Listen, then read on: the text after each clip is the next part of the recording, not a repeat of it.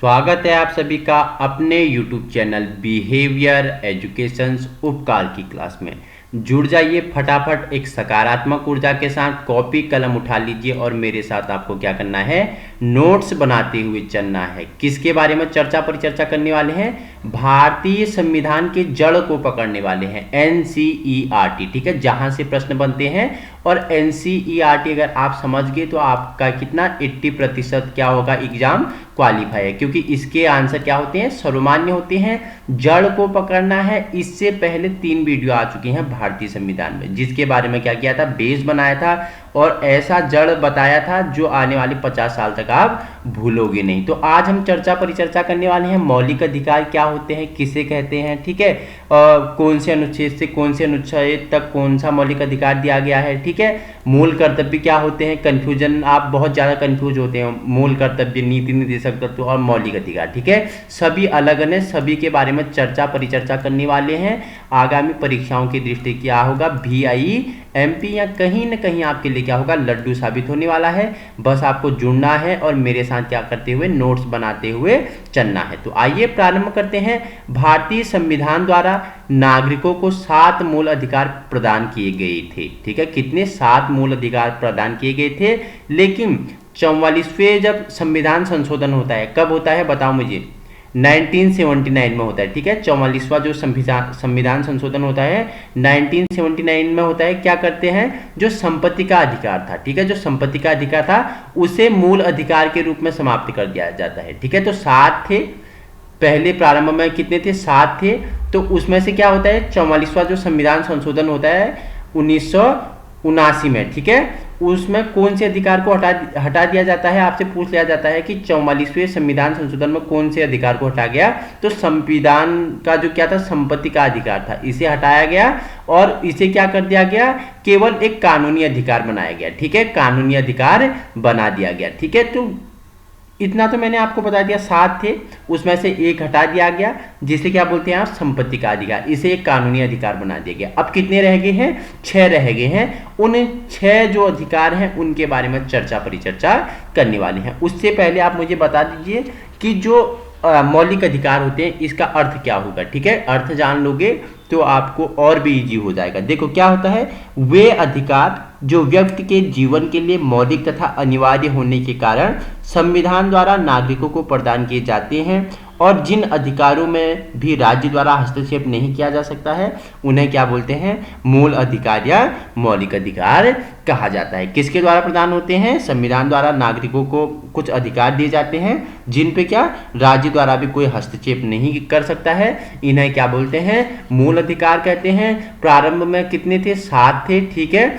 और 44वें संविधान संशोधन जो 1979 में होता है उसमें एक अधिकार को हटा दिया जाता है। किसे? संपत्ति का अधिकार को क्या बनाया जाता है, एक कानूनी अधिकार बनाया जाता है। ठीक है, तो इस प्रकार अब भारतीय नागरिकों को निम्नलिखित कितने, 6 अधिकार प्राप्त हैं, 6 मूल अधिकार या मौलिक अधिकार प्राप्त हैं, जिसमें से पहला आपको क्या, समानता या समता का अधिकार। ठीक है, सभी क्या है, समान है। ठीक है, दूसरा स्वतंत्रता का अधिकार, सभी को क्या है, स्वतंत्रता हो। ठीक है, तीसरा क्या हो, शोषण के विरुद्ध अधिकार। चौथा आपका है धार्मिक स्वतंत्रता का अधिकार।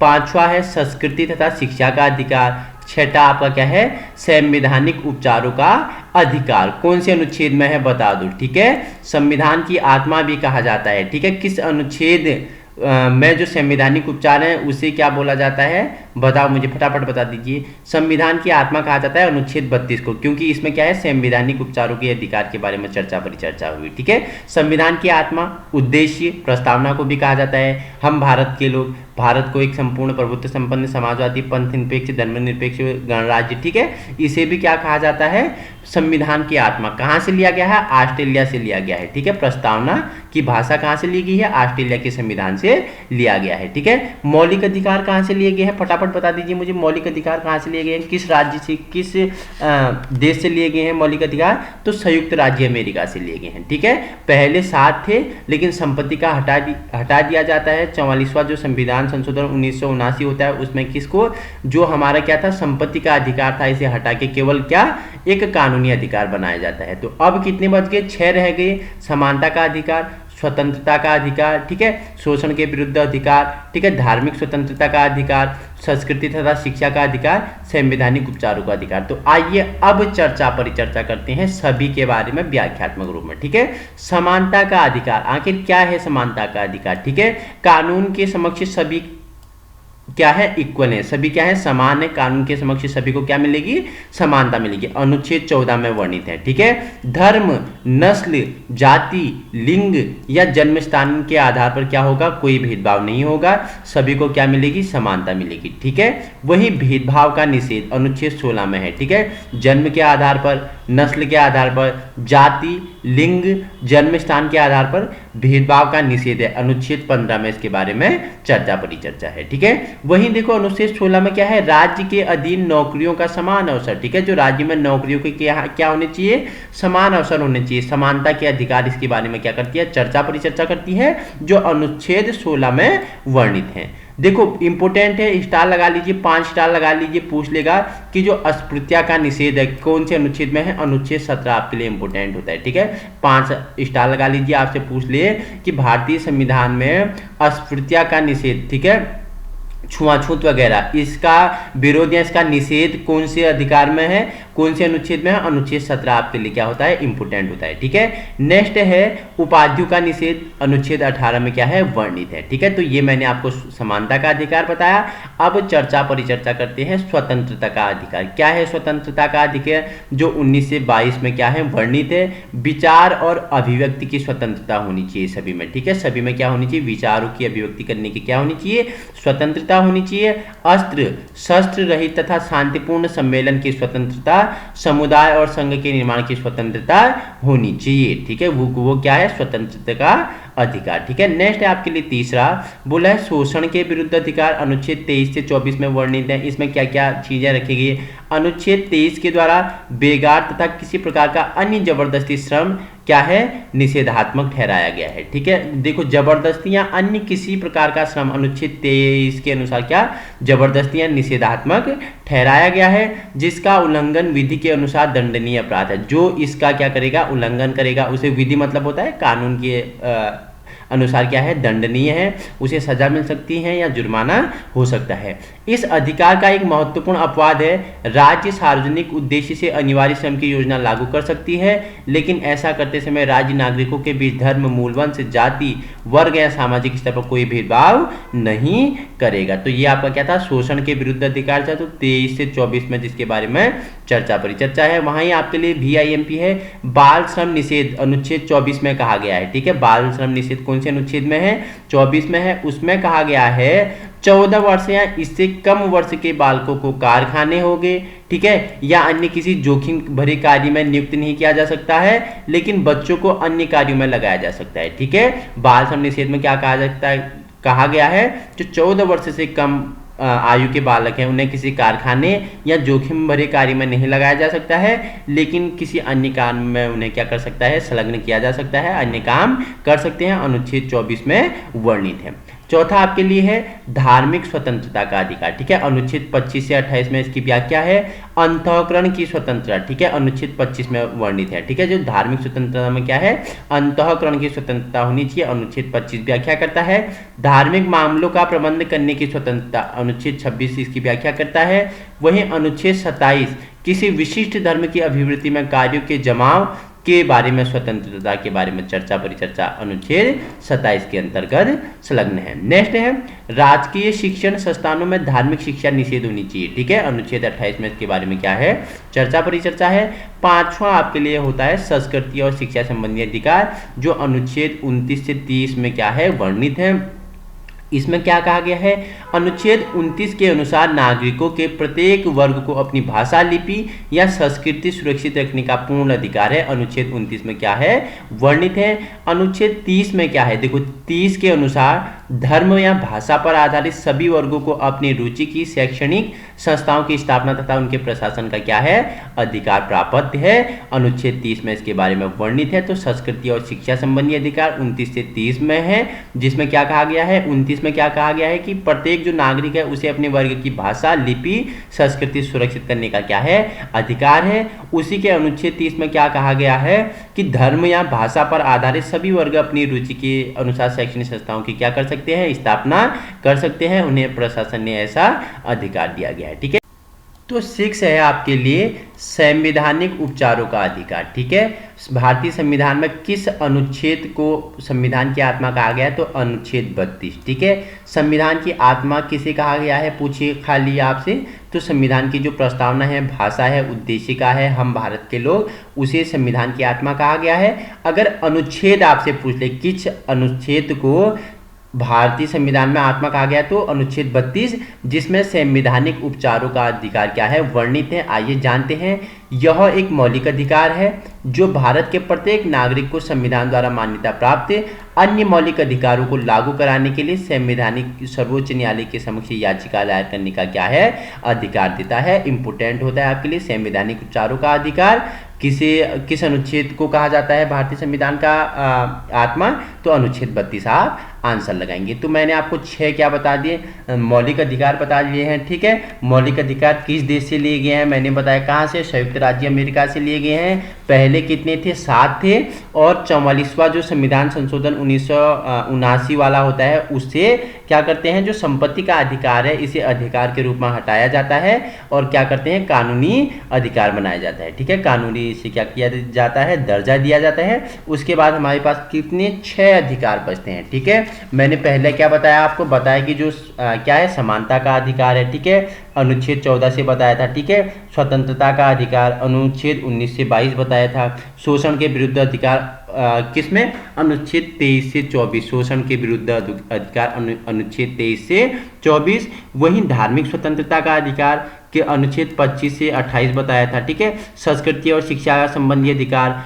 अनुच्छेद 29 से 30 बताया था। और जो अंतिम मैंने आपको बताया कि किस अनुच्छेद को संविधान की आत्मा कहा जाता है, तो संवैधानिक उपचारों का अधिकार अनुच्छेद 32 में क्या है, वर्णित है। तो आपके मौलिक अधिकार क्या होते हैं, समाप्त होते हैं। अब हम चर्चा करते हैं नीति निर्देशक तत्व क्या है। तो पहले मुझे बताइए कि नीति निर्देशक तत्व किस देश से लिए गए हैं, फटाफट बताइए। ठीक है, भारत का जब संविधान बना तो इसमें प्रमुख तत्वों को लिया गया। ठीक है, विविध तत्व उठाए गए 10 देशों से। ठीक है, संयुक्त राज्य America, Britain, Ireland, Australia, Soviet संघ रूस, जापान, फ्रांस, कनाडा, दक्षिण अफ्रीका, जर्मनी, इन 10 देशों से कुछ न कुछ लिया गया है।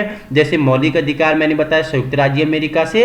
तो अब अगर हम बात कर रहे हैं नीति निर्देशक तत्वों के, तो किस देश से लिए गए हैं, इंपोर्टेंट है। तो आपको आंसर क्या करना है, बताइए मुझे, नीति निर्देशक तत्व बताइए। अब तो आपको समझ में आ गया होगा। तो आयरलैंड, ठीक है, आयरलैंड से नीति निर्देशक तत्व उठाए गए हैं। ठीक है, और क्या क्या, राष्ट्रपति के निर्वाचन मंडल की व्यवस्था और आपातकालीन उपबंध भी कहां से, आयरलैंड से उठाए गए हैं। लेकिन आपके लिए VIMP क्या होता है, लड्डू क्या होता है, लड्डू होता है नीति निर्देशक तत्व किस देश से उठाए गए हैं, तो आपको आंसर करना है आयरलैंड के संविधान से। तो आइए अब चर्चा करते हैं नीति निर्देशक तत्व।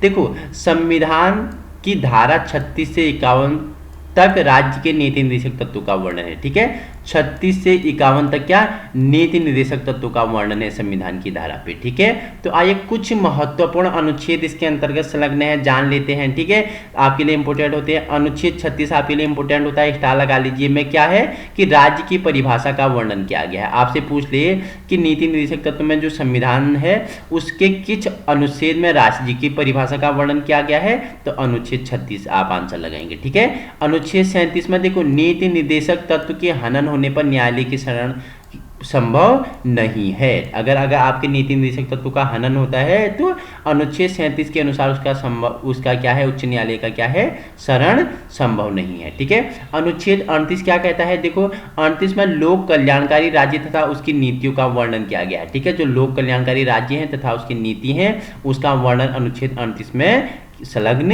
है। अनुच्छेद 40 आपके लिए इंपोर्टेंट होता है, राज्य ग्राम पंचायतों को बढ़ावा देकर इन्हें शक्तियां प्रदान करेगा। ठीक है, अनुच्छेद क्या 40 क्या करेगा, राज्य ग्राम पंचायत है इन्हें बढ़ावा देकर इन्हें क्या करेगा, शक्तियां प्रदान करेगा। और राज्य आर्थिक और शैक्षिक दृष्टि से पिछड़े वर्गों पर विशेष ध्यान देगा। अनुच्छेद 41 में इसके बारे में वर्णन है। अनुच्छेद 44 आपके लिए इंपोर्टेंट होता है, ठीक है। राज्य समान नागरिक संहिता को लागू करने का प्रयास करेगा, अनुच्छेद 44 में है, ठीक है। अनुच्छेद 48 इंपोर्टेंट है, 48 को 3 स्टार लगा लीजिए। राज्य पर्यावरण संरक्षण और संवर्धन का प्रयास करेगा, इंपोर्टेंट है, आपसे पूछ लिया जाए कि कौन से अनुच्छेद में राज्य पर्यावरण संरक्षण और संवर्धन का प्रयास करेगा, किस अनुच्छेद में वर्णित है, तो अनुच्छेद 48 को 48 को में क्या है वर्णित है, ठीक है। अनुच्छेद 50 क्या कहता है, राज्य कार्यपालिका और न्यायपालिका का पृथक्करण करेगा। राज्य क्या करेगा, कार्यपालिका और न्यायपालिका को क्या करेगा, अलग अलग करेगा, इन्हें पृथक करेगा। अनुच्छेद 51, ठीक है, भारत की विदेश नीति का वर्णन जो शांतिपूर्ण सहअस्तित्व तथा अंतर्राष्ट्रीय पंच निर्णयों पर आधारित है, ठीक है। अनुच्छेद 51 में क्या है, जो भारत की विदेश नीति है उसका वर्णन करेगा, शांतिपूर्ण तथा सहअस्तित्व के जो पंच निर्णय हैं उन पे आधारित है, ठीक है। तो नीति निर्देशक मैंने आपको बता दिए, अनुच्छेद 36 से 51 तक क्या है वर्णित है, जिनके बारे में व्याख्यात्मक रूप में आपको बता दिया गया है, ठीक है। अंतिम स्लाइड है आपके लिए, मूल कर्तव्य क्या होते हैं, मूल कर्तव्य के बारे में जान लेते हैं। उससे पहले मुझे बता दें मूल कर्तव्य किस देश से लिए गए हैं, ठीक है। देखो कनेक्ट करते हुए चलेंगे, ठीक है। इससे पहले मैंने आपको बताया कि जो भारत का संविधान था विश्व का सबसे बड़ा लिखित संविधान है, जिसे बनाने में 2 वर्ष 11 माह 18 दिन का समय लगा, ठीक है, जिसके शिल्पकार डॉक्टर भीमराव अंबेडकर जी को कहा जाता है, ठीक है। गठन कब हुआ, 1946 में हुआ, ठीक है, और बनकर पूर्ण रूप से 1949 में तैयार हुआ। लागू कब हुआ, 1950 में लागू हुआ, ठीक है। तो 10 देश से कुछ न कुछ लिया गया है। मैंने बताया मौलिक अधिकार जो पहले आपको बताया कहां से लिया गया है, मौलिक अधिकार संयुक्त राज्य अमेरिका से लिया गया है, ठीक है। मैंने बताया नीति निर्देशक तत्व बताए कहां से लिए गए हैं, आयरलैंड के संविधान से लिए गए हैं। अब पूछ रहा है मूल कर्तव्य, ठीक है, मूल कर्तव्य कहां से लिए गए हैं, फटाफट बता दीजिए, बहुत ही इंपॉर्टेंट है, परीक्षाओं में एक प्रश्न बनेगा, ठीक है। सभी सरकारी परीक्षाओं में 1 या 2 नंबर यहाँ से बनने वाले हैं, लिख के ले लो आप, ठीक है। वही यूटेट सीटेट के लिए क्या होगा, VIMP होगा, और जितने भी आपके एग्जाम है वहां पे रामबाण या लड्डू की तरह कार्यक्रम होने वाले हैं, क्योंकि जड़ पकड़ रहे हैं हम, ठीक है। संविधान की जड़ को हम क्या कर रहे हैं, छान रहे हैं। तो बताओ मुझे मूल कर्तव्य कहां से लिए गए, तो मूल कर्तव्य अगर पूछे तो आपको सोवियत रूस लगाना है, ठीक है। सोवियत रूस से क्या लगाना है, सोवियत रूस, ठीक है, सॉरी वर्तनी सुधार कर लेते हैं, तो सोवियत रूस, ठीक है। सोवियत रूस से क्या लिए गए हैं, बताओ मूल कर्तव्य, सोवियत रूस से क्या लिए गए हैं, मूल कर्तव्य लिए गए हैं, इंपोर्टेंट है, याद रखना। मौलिक अधिकार कहां से लिए गए हैं, संयुक्त राज्य अमेरिका से लिए गए हैं। नीति निर्देशक तत्व आयरलैंड से लिए गए हैं, ठीक है। तो आइए जानते हैं कि ज्ञातव्य है कि आपातकाल के दौरान भारतीय संविधान के भाग, ठीक है, 4A में 42वें संशोधन अधिनियम 1976 के माध्यम से मौलिक कर्तव्यों का समावेशन किया, ठीक है। भाग कितने, 4A में 42वां संशोधन अधिनियम 1976 में हुआ था, उसके माध्यम से मौलिक कर्तव्यों का क्या किया, समावेशन किया गया, इन्हें जोड़ा गया। इससे पूर्व मूल संविधान में मौलिक अधिकारों की अवधारणा को तो रखा गया था, परंतु मौलिक कर्तव्यों को इसमें शामिल नहीं किया गया था, ठीक है। मूल कर्तव्य को रूस से लिया गया है, मैंने बताया था कहां से, पूरा लिख लो, सोवियत रूस से लिया गया है मूल कर्तव्य को, ठीक है। वर्तमान में अनुच्छेद 51A के तहत वर्णित 11 मौलिक कर्तव्य हैं, कितने हैं, 51A के अनुसार वर्णित कितने, 11 मौलिक कर्तव्य हैं, ठीक है। याद रखना मौलिक कर्तव्य हैं, जिनमें से 10 से 42वें जो संविधान संशोधन के माध्यम से जोड़ा गया, ठीक है। जो 10 हैं, 10 से 42 तक कब जोड़े गए, तो बताना है आपको, 42वें संशोधन के माध्यम से जोड़ा गया, जबकि 11वां मौलिक कर्तव्य को वर्ष 2002 में 86वें संविधान संशोधन के माध्यम से जोड़ा गया, ठीक है। 10वें को तो 42वें जो संविधान संशोधन हुआ था उसके द्वारा जोड़ा गया। 11वां मौलिक कर्तव्य को कब जोड़ा गया, जो 2002 में हुआ था, 86 संविधान संशोधन उसके द्वारा जोड़ा गया था। तो आइए जान लेते हैं 11 मूल कर्तव्य का विवरण कौन कौन से हैं, जानना आपके लिए क्या होगा, इंपोर्टेंट होगा। जान लेते हैं कौन कौन से 11 मूल कर्तव्य हैं, ठीक है। तो पहला है संविधान का पालन तथा उसके आदर्शों, संस्थाओं और राष्ट्रीय प्रतीकों का सम्मान, ठीक है। सभी नागरिक क्या करेगा, संविधान का पालन करेगा, जो भारतीय संविधान है इसके नियमों का पालन करेगा, इसके आदर्शों पे चलेगा, इसके संस्थाओं और राष्ट्रीय प्रतीकों का क्या करेगा, सम्मान करेगा। दूसरा है राष्ट्रीय आंदोलन के प्रेरक आदर्शों का पालन, ठीक है। जो राष्ट्रीय आंदोलन करता है उनके प्रेरकों के क्या आदर्शों के क्या करेंगे, पालन करेंगे, ठीक है। थर्ड है आपके लिए भारत की संप्रभुता हो गया, एकता और अखंडता की रक्षा। भारत की क्या करके प्रत्येक नागरिक इसकी प्रभुत्ता हो गई, ठीक है, सॉरी क्या हो गया, जबान को फिसल दिया, एनर्जी डाउन कम हो रही है मुझे लग रहा है। भारत की जो संप्रभुत्ता है, ठीक है, एकता है, अखंडता है, इसकी रक्षा करेगा, ठीक है, देश की रक्षा और राष्ट्र सेवा, ठीक है। पांचवा है भारत के लोगों में समरसता और भ्रातृत्व की भावना का विकास करना, ठीक है, सभी में क्या करना, जो भाई वाली भावना होती है, भ्रातृत्व क्या, वसुधैव कुटुंबकम की भावना का क्या करना, विकास करना, ठीक है। शिक्षा आपके लिए है समन्वित संस्कृति की गौरवशाली परंपरा की रक्षा करना, ठीक है, जो समन्वित संस्कृति, तो क्या, समन्वित संस्कृति को गौरवशाली परंपरा की रक्षा करना, ठीक है। सातवां प्राकृतिक पर्यावरण की रक्षा और सभी प्राणियों के प्रति दया का भाव रखना, ठीक है, जो हमारा प्रकृति है, ठीक है, इसकी क्या करना है, प्राकृतिक प्रकृति का क्या करना है, हमारी संपत्ति है, धरोहर है, प्रकृति प्रदत्त है, इसकी रक्षा करना, इसमें सभी प्राणियों की क्या करना, उनके प्रति दया सहानुभूति का भाव रखना। आठवां है आपके लिए वैज्ञानिक दृष्टिकोण, मानववाद और ज्ञानार्जन का विकास, ठीक है, मानववाद और ज्ञानार्जन का विकास करना है वैज्ञानिक दृष्टिकोण से, ठीक है। नौवां है सार्वजनिक संपत्ति की सुरक्षा तथा हिंसा से दूर, सार्वजनिक संपत्ति, ठीक है, जो सभी की संपत्ति है, सार्वजनिक है, उसकी क्या करना है, सुरक्षा करना है और हिंसा से दूर रहना है, ठीक है।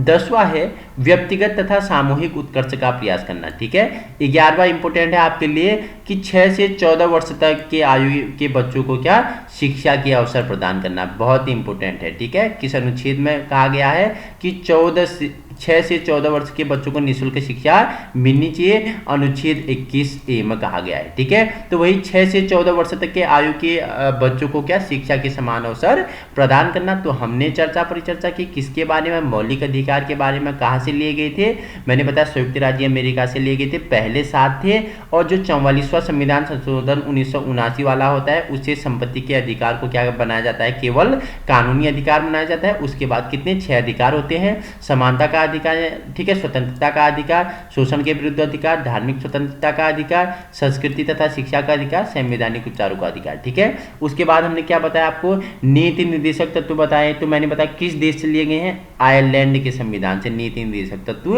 लिए गए हैं, ठीक है। उसमें मैंने बताया अनुच्छेद कितने, 36 से 51 तक, ठीक है, 36 से 51 तक नीति निर्देशक तत्वों का क्या है, वर्णन है। उसके बाद आपको मैंने बताया मूल कर्तव्य, ठीक है, मूल कर्तव्य किस देश से लिए गए हैं, सोवियत रूस से लिए गए हैं। 11 मूल कर्तव्य वर्तमान में है, ठीक है, तो 11 मूल कर्तव्य हैं जिसके बारे में मैंने आपको परिचर्चा की। अगर आपको इसी प्रकार की वीडियो चाहिए, आप हमारे यूट्यूब चैनल बिहेवियर एजुकेशन उपकार की क्लास को क्या कर सकते हो, संलग्न कर सकते हो, अपना बेस मजबूत कर सकते हो, बेस के जड़ को पकड़ सकते हो। बस शर्त है कि आपको नोट्स बनाते हुए चलना है, क्योंकि आपके बनाए हुए नोट्स आपके लिए क्या होंगे, लड्डू होंगे। वीडियो पुश कर करके आप क्या कर सकते हो, स्क्रीनशॉट ले सकते हो। पीडीएफ अगर चाहिए आपको तो आप हमारे फेसबुक ग्रुप बिहेवियर एजुकेशन उपकार या इंस्टा में हमें क्या कर सकते हो, फॉलो कर सकते हो, वहाँ संलग्न हो सकते हो। इसी प्रकार के वीडियो को पाने के लिए चैनल को सब्सक्राइब कर सकते हो। समय पर वीडियो की नोटिफिकेशन पाने के लिए क्या कर सकते हो, press the bell icon. Thank you so much.